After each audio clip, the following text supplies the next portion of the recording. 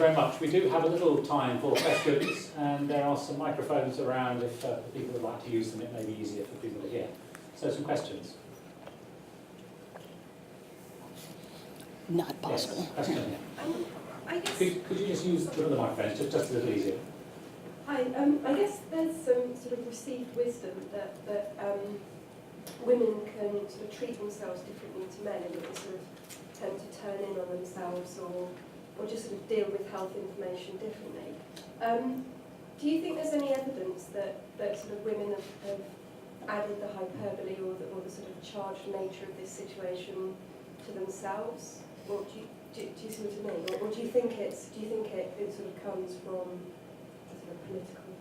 I think it's both, and women have been utterly vicious about this. Breastfeeding mothers, in particular, those who support breastfeeding, many of them have, there are people who say, I breastfed, you bottle fed, it's none of anybody else's business, right? But there is a contingent of pro-breastfeeding supporters that feels that it is its obligation, right, to make sure that every mother breastfeeds and knows the dangers of not breastfeeding. So, and I think you're right, that women, we know this psychologically, are more likely to internalize a sense of responsibility. They do most of the care work, right? So there is a sense in which this message gets absorbed differently, I think, by women. Some more questions?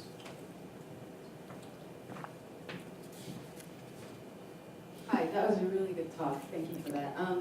I just want to have, I have two comments really. One is that you were trying to find something that would counter argues the risks of breastfeeding. And I've read a very good article in the Guardian, which was, I think, published about like a year and a half ago, which was a summary of a conference, a medical conference about the benefits of breastfeeding or not.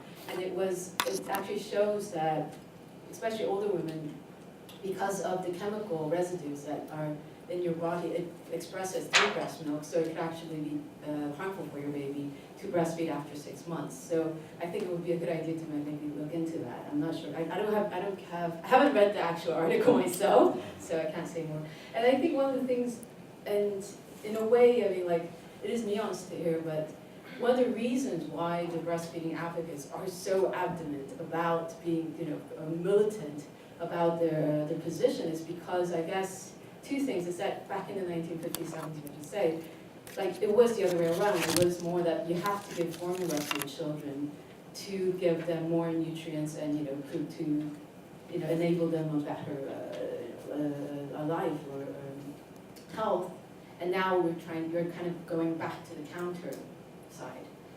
And the other thing is to say that, because formula is still backed up by capital and companies, and there is capital with a lot of power to actually express or promote their interests, that women or mothers who do advocate breastfeeding don't have that much power or capital, so thus have to balance it out through their militancy, so to say.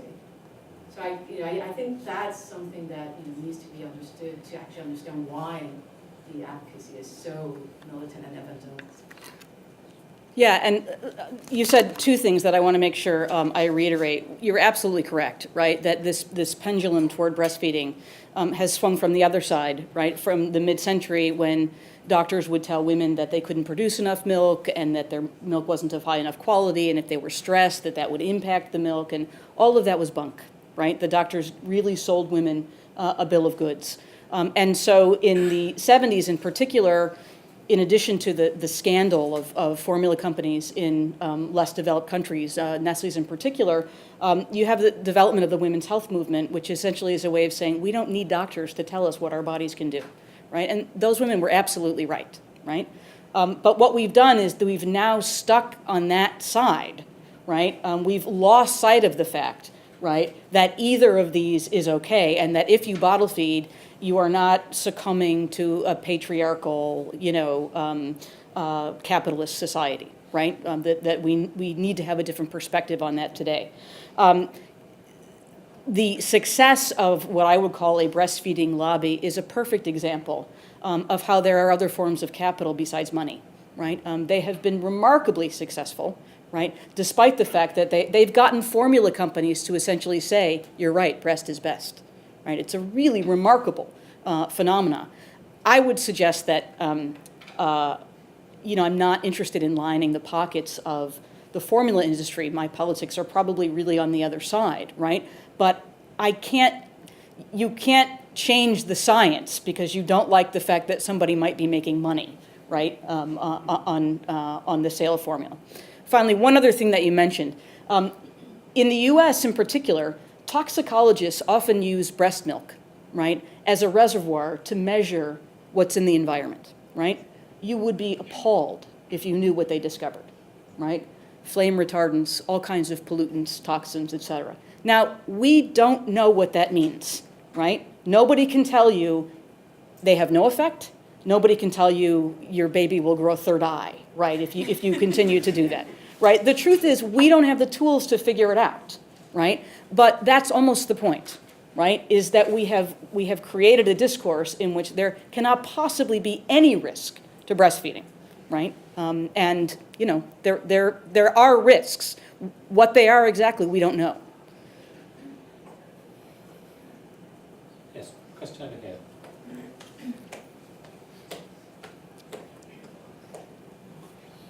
Hi, thank you. I really enjoyed that, and so much of it made so much sense. I guess I come from an advocacy perspective, and I guess it's a rights-based advocacy perspective. Personally, I'm not speaking from the organisation that I work for or any other position, but personally, defending the right of women to be able to breastfeed is incredibly important to me.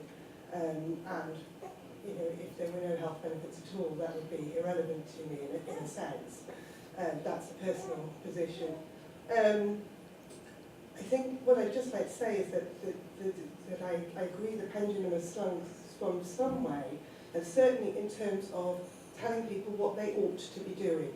That this pendulum has swung in the sense that people ought to be breastfeeding. That's very clearly the message.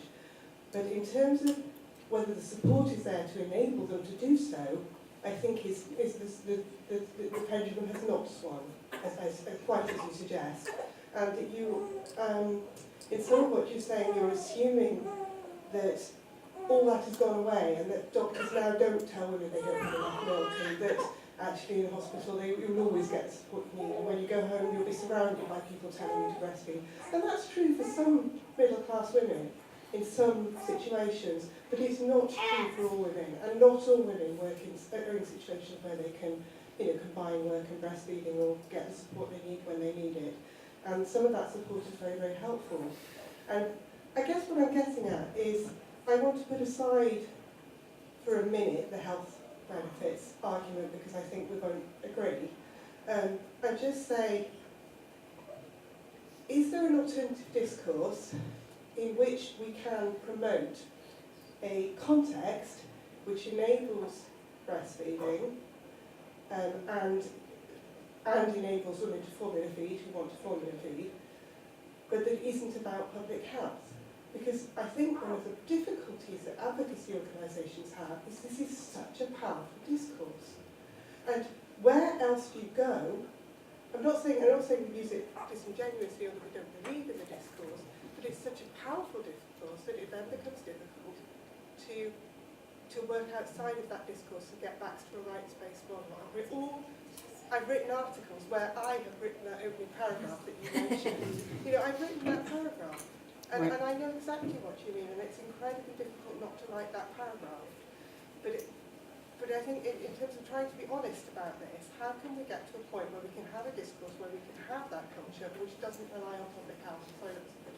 No, it's a brilliant question, right? And I don't have an answer. I mean, I would like to see a different discourse. I would certainly like to see one that was not so invested in science. That's part of the culture we live in today. It's not just breastfeeding, right? As we turn to science to tell us what we should be doing about virtually everything, and whatever the science says is automatically, right, what's morally correct, right? It's the only way to live is through this prism of science. So I think you're right. I don't know what I'd like to see is an advocacy discourse that makes very clear that there are benefits and costs to both perspectives, right? That as a society, we ought to support mothers who make either choice, and that includes making public breastfeeding, breastfeeding at work, not only feasible, but simple, right? These are basic rights that women should have. Women who want to breastfeed in public should not have to go in the toilet to do it, right? Women who work should not be worried that they are going to be marginalized at their job because they have to every hour or two, right, pump, right? We're on the same team on that. I don't know how we get there, right, in the sort of hysteria, right, that is surrounding the discourse today. Anyone? Yes, question. Thank you. How do you think the future, I mean, how do you see the future if it carries on like the kind of attitudes carry on like this? Because I actually wanted to ask a very similar thing, but I couldn't have said it better at all. And I completely agree. And I think at the moment, a lot of the pressure is from the NHS, medical professionals, who don't have the capability to deal with the cultural pressures not to breastfeed, the implications that you would harm your child if you didn't breastfeed, and I think it's just a dangerous road. And I think as well that there are stereotypes that breastfeeding mothers and bottle feeding mothers hold, that you either have the defensive formula feeding mother or the smug militant breastfeeding mother and nothing in between. And I think that just segregates a lot of women and creates hate. And I was wondering what your take on Well, the future would be. I don't know. I can tell you that there's definitely been an increase in the, you ought to be able to make this decision and it shouldn't be moralized, right? Anybody who reads any internet blogs or reads any magazines knows that there are more and more women now saying, butt out, right? This is a decision we ought to be able to make, and I'm not going to feel guilty for the next 30 years because I only breastfed for 3 months or because I hated it and didn't do it at all. So I guess I might be cautiously optimistic, right, that mothers are going to ultimately make scientific researchers and doctors take a look at what they're doing, right? I think in the case of the NHS, this is an issue we don't have in the US for a variety of reasons, right? But one of them is we don't provide universal care, right? It's much easier when you just don't, when you leave it to the individual. I say that ironically, So when you have, a government that is essentially spending your money, right? It feels entitled to tell you, right, what the most healthy things are to do. Right? Because there's a lot of, public accountability that has to be made. And I think that's a particular problem. Ellie and I have talked about this a lot, this sort of paternal state, right? This regulatory state, right? That feels like it can, because of the way it's read science, then tell people how it is that they have to live, right? And I think as a people, right, it's going to require lots of critics standing up and saying, this isn't appropriate. I will take the last question. Oh, a second, I'll go with this one. Did somebody else want it? Over there.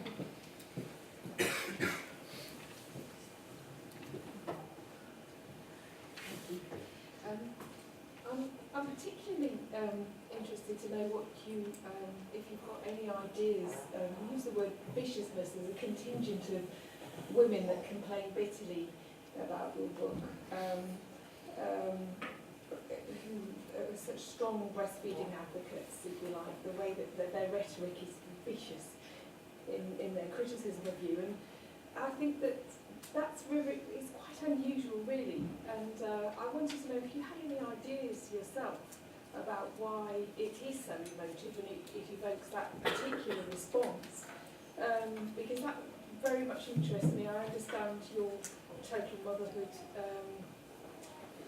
concepts, but I don't think that quite explains the degree. And secondly, did you, in your studies, have you ever had any ideas of there are parallels with that level of viciousness about women's behaviour that you could relate to in sociological history?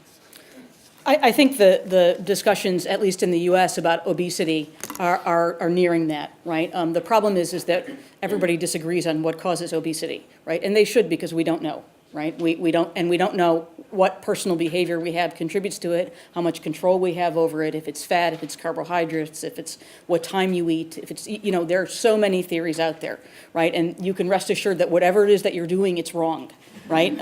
So, you know, there's a very strong moralizing sense when you go to the restaurant, right? You can feel it at the table with other people you're eating at, right? You can, you know, are you ordering coleslaw with your burger instead of the chips, right? So I think there are a lot of parallels, right, between breastfeeding and the obesity discourse. I think one of the problems with the intensity of the breastfeeding rhetoric is because there are so many ways to do this now. There's so many ways to mother, right? There are so many ways that, as somebody said to me the other day, you know, you have a lot of balls in the air, right? And, you know, essentially it's a way of saying, you know, mothers are working, some full-time, some part-time, some are taking their kids to classes at 2, some are waiting until 3, right? Some don't believe they should be physically detached until they're 7, right? There's a whole range of ways to mother. And because we're convinced that mothering is the essence of the future of your baby, right? That everything that's important happens, right, in the early years. We're desperate to convince ourselves that we've made the right choice, right? There's a lot riding on that choice. And I think because there's so much riding on it, it's become very vicious. I regret I have to bring our lecture to a close. Perhaps if I can just make 1 or 2 announcements about forthcoming lectures. The next open lecture in Canterbury will be on Wednesday the 6th of March in this lecture theatre at 6 o'clock. It will be given by Professor Anthony Slynn, formerly of the Slade School of Art at the University of London, and now full-time painter. And he's going to talk about masterpieces of the 20th century. But if you're able to get to Medway on the Thursday the 28th of February, in the Pilkington Lecture Theatre at 6 o'clock, then we have lessons from the financial crisis for economists and economic journalists, and that's given by Stephanie Flanders, who's the BBC's economics editor. It only remains for me on your behalf to thank Joan Wolf for a fascinating lecture, very lively, and I suspect one that we will debate, we shall be debating perhaps into the evening, into the politics of care and particularly the world of motherhood. Thank you very much. Thank indeed. you.